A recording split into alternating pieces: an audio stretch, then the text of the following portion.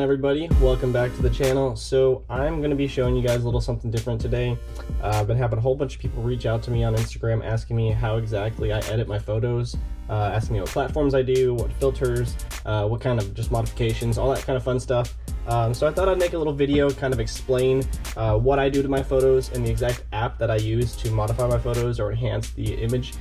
So let's go ahead and go over exactly the app that I use first, over the features, and then I'm going to go ahead and kind of go in a little in-depth of a little photo demonstration and show you maybe something that I would do personally to modify these photos and get them looking how mine do on my page. So let's go and jump into the app real quick. So on the screen right here I have Photoshop Express. That's what I use personally. The Photoshop app itself costs about $1 a month, so it's very affordable to be able to enhance your photos, get them looking really good, blur out backgrounds, add that dark shadows, enhance the colors, enhance the saturation, the HUEs. So you can do all those kind of modifications on the Photoshop Express Pro, or Express, that's what I pay for. It's $1 a month, or you can pay for it online on the computer and you get the app for free. So I actually do both of them. I started with the app and then I went ahead and got the computer version when I started making a lot of YouTube videos. You kind of just needed to make the thumbnails and stuff. But let's go ahead and jump back into the app real quick. So what I like to do with the app is obviously you pop it open, you go to an image, and there's a bunch of different features. I'm just going to pull an image up. This is an image that I took a little bit ago. I really like to take pictures of lures. I'm a real big lure enthusiast, as you probably know if you follow me on Instagram. I love taking pictures of all the lures that I collect and kind of just demonstrating them later on in my videos. But I love, kind of getting some real cool little unique photos of my lures first. So let's go ahead and show you some of the features that you can do with Photoshop, and then I'm going to show you what I personally do with my photos. So the first thing that we have right here are just filters. So all these are going to be different types of filters that you can do to your actual images. Some of them I've never used, and some of them you can actually use on the app. I believe like dual tones and stuff like you can use, and it actually brings out the images. It changes different colors. You can go into color pop. You select one color and only that image comes out. So there's a bunch of different things that you can do to make it very unique, very fun. And these are just kind of demonstrations real quick. You can come back over here to this side of the screen, and these are a little bit more of just filters. You got Charm, which kind of just adds kind of like Instagram type filters, real coloring, light coloring, and just kind of lowers the blemishes. And then you got white balance, kind of makes stuff a little bit brighter or calmer. That kind of makes the temperature a little bit different. We have matte, which makes the image flatter. And then what I personally use, which is the HD filter, which kind of just brings out some of the colors, brings out the background, makes it look a little bit brighter, a little bit more full, and kind of makes the image pop. Works really good with fishing images and fishing lures. So with that being said, let's go ahead and jump into some of the features that you can do. You can do overlays. I don't do any of that. You have cropping images, which you can go to the square crop. Obviously, this works very well for Instagram because it has a 180 by 180 size pixelation. So you have to have a square image, and this can kind of help you demonstrate yourself where the image actually is going to be placed. You can go in and then go back, adjust it, back in. So it kind of helps you figure out how you're going to be able to position the image. You don't really have to do it though, because honestly, you have the full image. You can drag it and move it around on Instagram yourself and get it to be in the position you want. So this is almost a useless feature to use for Instagram. But let's go ahead and go into the other types of modifications. So you have the selection tool, which is a very important tool to use. It's just a little bit hard to use on the app. You have to have a lot of physical contrast, so a lot of black and white, real good contrast. As you can see, there's a lot of yellow on the bottom of this lure right here.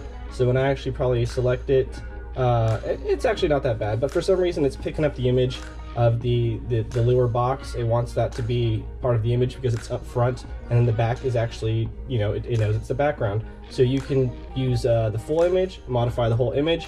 You can modify just the subject, the upfront image, or you can go ahead and modify the background. That's how you kind of blur out the backgrounds, add a little bit more color to the backgrounds, add shadowing, bring in some more exposure, make it a little bit brighter. So you can do different things to make your background pop while the image is a little bit natural, or you can do vice versa, or you can do it all together. So those are just a little bit of different techniques. I don't really use too much of these other tools. You have the writing, That's something I kind of use occasionally when I'm on the run, but I really like to make my thumbnails and anything with writing on my computer, because you can get a little bit more in depth with the actual writing itself. So let's keep going. Stickers, borders, and Photoshop stuff. So if you come back over here actually to the selection tool area, or to like the actual image modification bar, I guess that's what it's going to be. You can adjust the lights. As you can see, there's exposure, contrast, highlight, shadows, whites. You can adjust all that, which really helps. Let me show you guys actually, like I was explaining earlier. Do a background, you know, make the back pop, leave the front normal, but as you can see, it's kind of a little off because you can't do it too well with the app. It kind of picks up other areas, and you can adjust it. It's just a little hard to do on the app. So we're gonna go back to normal with this thing, and then we're gonna go ahead and go over to the coloring. You can adjust the saturation, turn it all the way up, make stuff really yellow, so I don't like to use it too much. You can adjust the clarity, which makes the image a little bit more clearer. It kind of reduces the shine, the blemishes, so that's a really good feature to use. You have sharpening images. You can make it a little bit, it's supposed to make the image look a little bit better. The only time I find that it works is when you're outside, you have a lot of light. It adds a little bit more shine to the image, but you have to be very careful using it, because it can create a lot of pixelation on the image and kind of distort it, make it look a little fake, a little weird. So I wouldn't recommend doing that if you catch a real big fish. You know, people are gonna say, hey, you faked that out. So let's go ahead and back out real quick from all these little things though, and I'm gonna show you guys just a real quick idea of what I would do to a photo real quick. All right, so everything should be back to normal. So I'm not gonna worry about the backgrounds or anything like that. So I'm not gonna really worry about the selection tool. I'm just gonna go ahead and pop in a color. That's something that I usually use. And actually, first thing we're gonna do is I'm gonna go over to a filter. HD is already on, so that's good. I'm gonna go ahead and pick it up a little bit more. This is an adjustment bar, so you can go up and down with it, make it a little bit less HD, a little bit more HD. I want it to kind of look a little bit more HD. So we're gonna go ahead and pop over to the color now. And I like to do the full image. The vibrance is only able to be used with a full image. It's different from your saturation, because that adds different colors, but the vibrant just kind of brings out a little bit of color, doesn't make it as yellow. So I like using that a little bit. Then I'm gonna go ahead and put some clarity in there, make it a little bit better, not too much because it makes the image look a little fake. And then we're gonna go ahead and show you guys some features I didn't show you earlier. So here's a blur effect. This is really good. You can grab the background, blur out just the background if you wanted to. I don't want to do that though. So we're gonna go ahead and jump into Vintage. Vintage is a tool that you probably know from Instagram or other things maybe, but basically what it does is it adds depth, it adds contrast, it adds that dark shadowing around the edges. So I'm gonna go ahead and go into Vintage, go into Full, and if you go left with it, it makes it dark. If you go right with it, it makes it white. So I'm gonna add just the slightest bit. It's a -6. What I'm trying to do is just add a little bit of smoothness with all the imaging coming together, running that HD filter, bringing out the vibrance. If we leave it all like that bright, normal white, it's gonna kind of just look like we edited a little too hard. So that's what I like to do, to kind of finalize the image, bring it together, make it look really good. So last but not least, all you do is you pop this top little screen up here. In this area, you can create watermarks. Pretty cool little tool. So you can add watermarks to your images so people can't steal them on Instagram. I have a little @RyanRigged. I've personally never used it because I just have fun making photos. If people want to use them, that's completely fine. I don't want to distort the image or ruin it by putting my name on it. If they want to give me credit, that's awesome. If they don't, that's unfortunate. But I just enjoy what I do, so it's not a big deal for me. But if you want to, it's a good little ability you have. But then you just go ahead, hit camera roll right there. It downloads it to your camera, and that's all you have to do. You go ahead and pop on over to your camera or your photos. As you can see, there it is. There's my edited photo. There's my non-edited photo. And as you can see, night and day difference.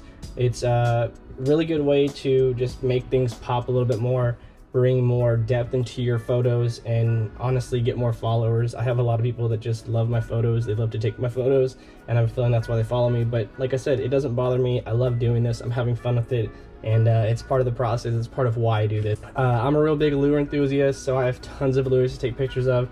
I love taking pictures of my reels, baits, fish. So it's photos, it's photography, it's a little bit of fun, and that's what it's all about. You know, you got to find something that works for you, have fun with it. The first thing I would say is find an audience that you're trying to target. If you want to do something that's a little bit more black and white, a little bit more personal, you know, there's other features in there. If you want to have fun with it, do something bright like I do. There's the HE features, there's the saturations, there's the color ones that I showed you where you can make those colors pop. So there's a bunch of different things you can do.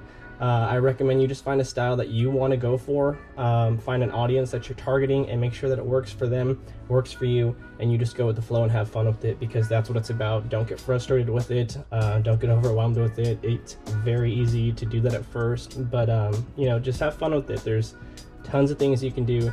I'm sure everyone has tons of photos that they can play with. So get out there, guys, give it a try, and let me know if you have any questions. That's what I'm here for.